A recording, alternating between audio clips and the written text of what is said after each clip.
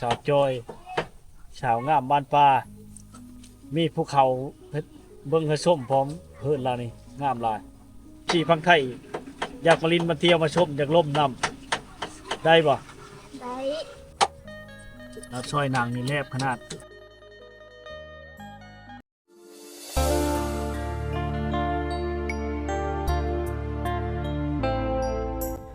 มาเห็นเลยเพิ่นสาวจอยอยู่ในนี่พี่น้องเนาะนี่เราเฮ็ดพี่จังอันนี้เนาะวังเลิศนี่เห็นในหานท่านกลายมาพัดมาล้างถ้วยอยู่พี่น้องเลยเอ้าดิบเขาให้ใช่แล้วเอ็ดเพื่อเลิกกินนะนาง ใส่หนักทองส้ม ช่วยนางเอ็ดห่อส้มในนางมัธยชิเลอร์ นักโบกแล้วจะสวรรค์เลย มาแต่ในเมืองพอได้พี่น้องเนาะชาจอยเอ็ดยูเอ็ดกินโอ้ซอยแม่บ่เอาเอ็ดพี่เลิฟปกๆนะ ลาบชิ้นหมูนี่แหละ แม่เท่าบ่เนี่ย แม่นั่นแหละ เอ็ดลาบชิ้นหมูมื้อแรง ไม่ได้ลาบฟังแล้วก็ห่อส้มแล้วไปขาย เอ็ดส้มไปขาย แม่นั่น แถวขายแถวบ้านเฮานี่บ่ ขายแถวบ้านได้ขายอยู่ได้ พอได้เฮ็ดเนาะ ก็ได้ซื้อแป้งโนกกิน พอได้ชื่อมาพิษแป้งโน่ในฤดูแล้งพี่น้องหลังจาก ค่ไฟ แล้วเข้าแล้วน้ำเลยเนาะเข้าหน้าปีละ คือละลา มีลูกสาวผู้เดียวนี่บ่ สามสี่สาวคุณลูกสาว ชามชี้ชาวบ่ทันได้ช่างกับโคจะโคนเลย ย่าง ป้างามคนนี้ก็บ่ได้ผูกพี่น้องเอ้ยอายุจักปีละ12 ปี 7 17 ปีพี่น้องเนาะสาวจอยสาวงามบ้านป่ามีภูเขาเบิ่งให้ส้มพร้อมเพิ่นลานี่งามหลายเบิ่งได้หมดแต่เคินกองให้ซอยมือตัวเอง แรกๆไม่ได้ลาเลยเห็นแล้วเฮ้ย มาหลายครั้งหลายเธออยู่พี่น้องบ้านธาตุเนาะแต่ก็บ่ค่อยเห็นผู้สาวนะวันนี้ก็โอกาสดีเนาะ เขาไปหาเงิน ได้มาเห็นเล่ามาแต่หาเงินเนาะเห็นเนาะถ้าพี่น้องฟังไทยเนาะ FC ฟังไทยอยากมาลินมาเที่ยวมาชมอยากล่มน้ำได้บ่ ได้ ติดต่อทางใดนี่มีเพจมีไลน์บ่ นี่ มีเพจมีไลน์เด้อพี่น้องเนาะถ้าอายุหลายเด้สมมุติว่าอายุหลายมีเงินเอาบ่ บ่ฮู้แหละ บ่ฮู้นั้นยังตัดสินใจบ่ได้เนาะยังบ่ฮู้ใจตัวเองกันเล่าต้องล้มมันก่อนเนาะก็เห็นนั่นแหละสภาพเพื่อนครอบครัวเรากับพี่น้องไอ้ ตกได้ เนาะ เนี่ยได้ ทุกข์ยากได้จังน้อยเด้อพี่น้องเอ้ยก็เห็นนั่นแหละฉันแหละบ่ค่อยมีผู้มาล้มนะคือเห็นสภาพเรา3-4สาวเนาะยังบ่ทันได้ผัวจะคนเลยพี่น้องเอ้ยแต่ความรู้ความมั่นเนาะถึงชีบ่นั่นก็บ่ได้อึดพังหอมเนี่ยพอได้อยู่ได้กินพี่น้องผู้อยู่แต่เทิงนี่ก็มีทั้งลุ่มก็มีโซนตัวลุ่มนะพร้อมนะ หน้ากับข้างหน้ามีมักแต่โมงครับ พวกมันแตงโมพร้อมหน้าแก้มผาบ่ อยู่บ้าน แก้มมัน แก้มถ่าย นะแก้มถ่ายไง เพิ่นอันหลังสุดท้ายนะบนพายุน ไปทางนั้นเนาะคิดว่าไปทางกันพานาเธอบ่แม่นเนาะ ทำเลิกมานะเลิกมา เฮ็ดประจำเลยบ่นางนี่เนาะอันเวลาหลังจากแล้วเราไปส่งเขาบ่นาง แม่ไปขาย พี่เมย์เอาไปขายให้เลยแบบไปส่งตามร้านกับเลยเลาะขาย เลิกขายตามเฮิร์น เลาะขายตามเพิ่นเลย เอากินพร้อมได้ก็ให้กินเอามาแต่เมื่อ โอ้ย เมื่อจู่เมื่อละ2 โล ไปชม การเฮ็ดได้เนาะจนเฮ็ดนำบ่ทันพี่น้องเนาะ เขาหาไม่ได้มือเอ็ดมือบ่อยมันหลายเด็ก มันหลายเวบ่ได้เฮ็ดสมมันต้นบ่เฮินจ้ะนี่บ่ได้เฮ็ดบ่ได้เฮ็ดพี่น้องเนาะ เอ็ดไม่ได้ขี้ดินเอ็ดน้ำคูแล้วคูก็มีเอ็ดระยะไม่ได้ดิน แล้วช่อยนางนี่แลบขนาดท่านผู้ชมเนาะแล้วชิ้นเคยเลยนะ แม่วางไว้ซอย กินเคยเลยพี่น้องเอ้ย กับสีนะมันกับแซ่บตายแล้วก็ติดใหญ่ด้วยนะเนี่ยคู่ก็ไปส่งเขาอยู่วัดเจ้า ถือว่าชีมือแม่เจ้านี่บ่ธรรมดาเนาะ อันนี้ สัจจอยเนาะ ไปส่งนะ เจ้าก็เคยเอ็ดน้ำลายอยู่บ่ เคยได้ซอยแบบนี้แต่ว่าบ่เคยปลูกนะ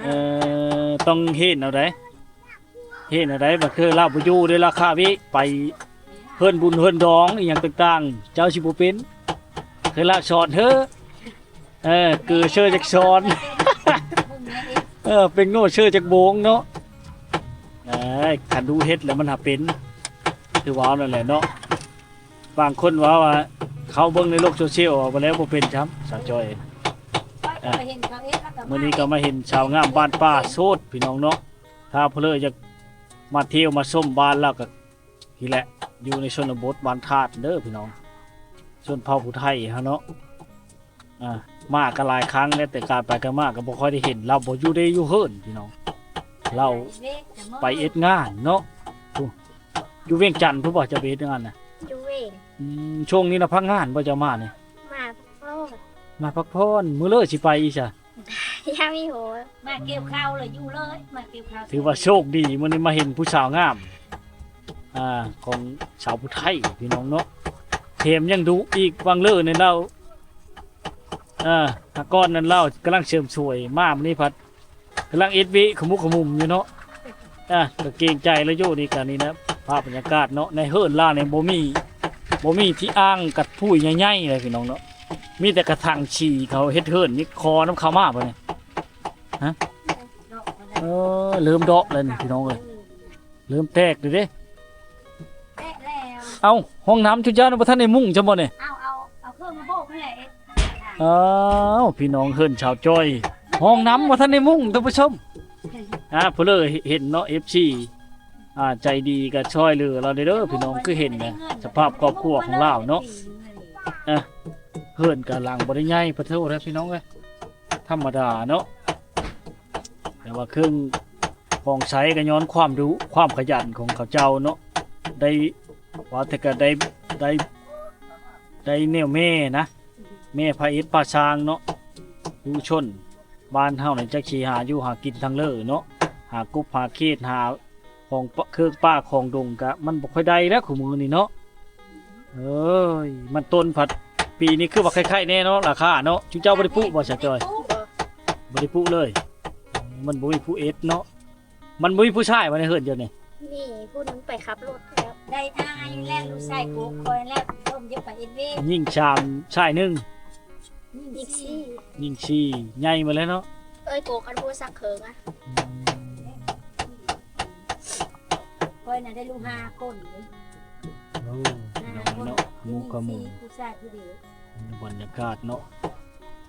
โชว์เด้อพี่น้องจีบใดเนาะพี่น้องฟังไทยหรือฟังลาวหรือว่าต่างประเทศทั้งอเมริกาเนาะสนใจสาวจอยยินดีต้อนรับเสมออยู่ที่แต่บางครั้งก็จักชีพบพอแล้วหรือบ่เนาะมากคันเราอยู่เฮิรนก็พบพี่น้องเอ้ยคันเราบ่อยู่เฮิรนก็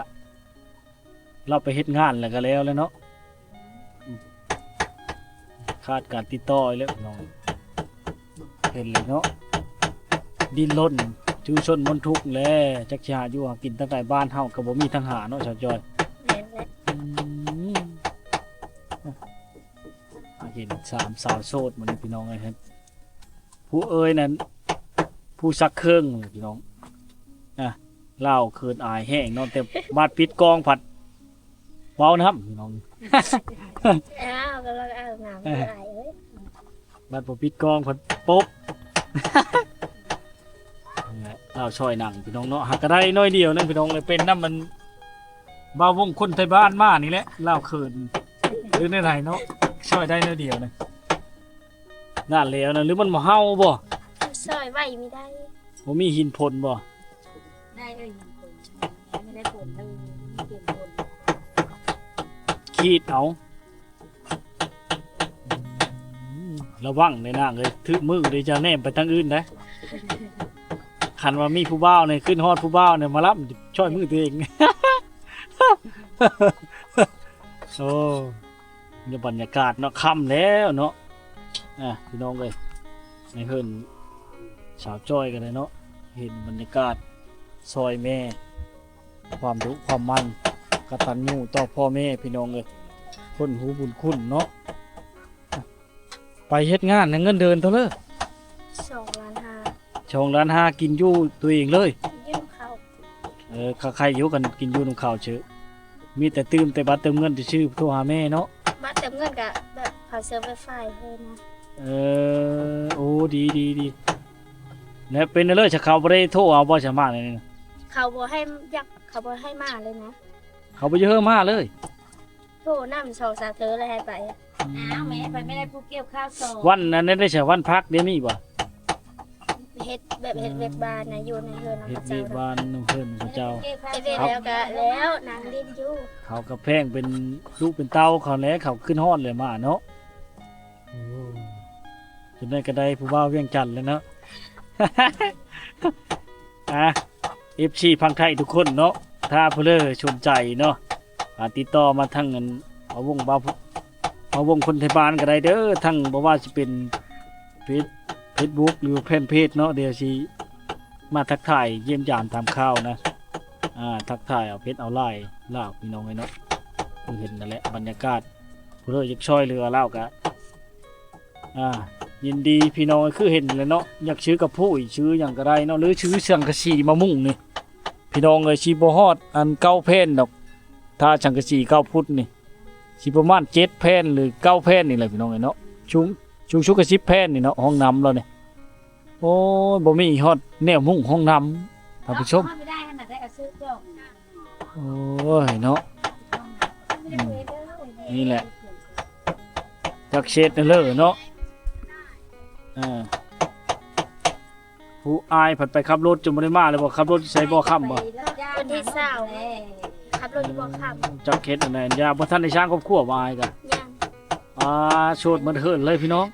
20ปี เออโชดสู้เด้อเป็นกำลังใจให้นี่มาถ่ายคลิปกะถือว่าโชคดีมื้อนี้ได้พอสาวงามในเฮาผู้ไทยเฮาอีกแล้วพี่น้องเนาะถ้ามีโอกาสหน้าเนาะจะได้ไปเยี่ยมยามทาสนางล่าพี่น้องมื้อนี้น่าเสียดายที่มันค่ำก่อนเนาะค่ำแล้วบรรยากาศพี่น้อง แห้งค่ำแห้งหนาว แห่งค่ำแห่งหนาวใครแต่เจ้าอาบน้ำแล้วเลยเนาะ คอยที่บันทันได้อาบจ้า ไปพักยี่ไสนี่ ฮะ ไปนอนยี่ไส เฮิดพี่น้องหยาบจัง ยี่ไส เอาเฮิดพี่น้องยังวะ ในบ้านนี่บ่ พูดเลยแกวิไลอีกเลยชัยราชหมดเลยนี่พี่น้องเลยเนาะคือเห็นเลยสภาพบ่มีฮอดหลังค่าห้องน้ำเรานี่เนาะห้องน้ำชาวจอยทุกคนเนาะวิวบรรยากาศธรรมชาติเพิ่นลาก็บ่ได้ใหญ่ปานเลยนะพี่น้องเลยเนาะต่ำๆเนาะอยู่เห็นนั่นแหละมีหยังก็อันพ่อจะกับบ่มีบ่ยากันแล้วเท่าได้ปีแล้วบ่ ตั้งแต่พ่อได้ปีกว่า ปาดเถอะ18 ปีเลยตั้งได้16 ปีพี่น้องเลยเนาะโชดมันเทินโชดทอดนั้นแม่นำพุ่นนะพี่น้องเลย นี่แหละเฮิร์นล่ะเนี่ยมันได้ใหญ่เลยพี่น้องเลยเนาะโอ้ยจังพอจังบ่ได้ห้องน้ำพี่น้องมาเห็นสภาพเฮิร์นล่ะเลยเนาะมันคือเฮิร์นสาวจ้อยเนาะชูซอยเมเฮ็ดงานเนาะบ่มีแนวเอ็ดไปหาช่างเนาะช่างชิ้นหมูหรือว่าหนังหมูมาแต่มาแต่สวรรณเขตหรือว่านครไกรสอนเนาะใส่แช่แข่งรถโดยสารพระเจ้ามานะ2 ชามมือจะได้สั่งเทื่อนึงเอามาแล้วก็ใส่ตู้หรือว่าเอาไปพากในตู้เขาเจ้าเนาะตู้ก็บ่มีพ่อเนาะพ่อมันบ่มีตู้แช่มีแต่ตู้เย็นพี่น้องเนาะหลังจากนั้นเลยก็เขาเจ้าจะให้แม่เฮ็ดเนาะเราก็ยังเฮ็ดบ่เป็นแต่ว่าซอยตลอดเวลาเราย่าแต่งานอยู่ในเวียงจันทน์เนาะเฮ็ดงานซอยพอได้ช่วยชูมาได้ห้องน้ำนี้ได้แต่ชั้นนี้พี่น้องบ่มีเงินมุงหลังคามันเนาะบ่มีเงินมุงหลังคามันพี่น้องน้อยเนาะเห็นสภาพเพิ่นลาวพี่น้องแล้วบรรยากาศนี่งามหลายวิวเนาะภาพธรรมชาติไกลๆนี่เนาะงามหลายพี่น้องแต่น่าเสียดายเนาะน่าเสียดายที่คือว้าวนั่นมันบ่ได้บ่มีแล้วพี่น้อง แต่ก็ยังโชคดีเนาะผู้เลอสนใจเนาะเรายังโสดพี่น้องทุกคนเด้อนี่เด้อเฮิร์นเราเด้อเนาะเฮิร์นจับจ้อยพี่น้องเฮิร์นจับจ้อยเนาะ